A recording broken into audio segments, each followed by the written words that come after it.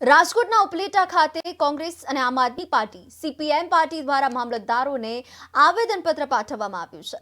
અમરેલીમાં Patidar યુવતીનું bogus letter કાર્ડમાં સરઘસ કાઢવામાં આવતા રાજકારણ ગરમાયું છે। અમરેલીમાં પાટીદાર યુવતીનું સરઘસ કાઢવામાં આવતા રોષ ફાટી નીકળ્યો। સરઘસ કાઢનાર પોલીસ અધિકારીને સસ્પેન્ડ કરવાની અને અમરેલીના ધારાસભ્યનું ધારાસભ્ય પદ રદ કરવાની માંગ ઉઠી છે।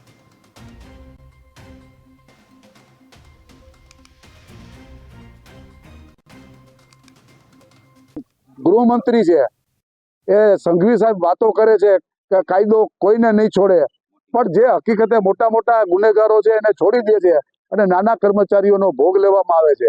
બીજી વાત કહું તો આ પ્રકરણની અંદર મુખ્ય ભૂમિકા જે ભાજપના આંતરિક ડખામાં છે તે ધારાસભ્ય કૌશિક વેકરિયા છે અને કૌશિક વેકરિયાના દબાણને લઈને આ બધી કાર્યવાહી થઈ છે। માટે એને ધારાસભ્ય તરીકે રહેવાનો કોઈ અધિકાર રહેતો નથી।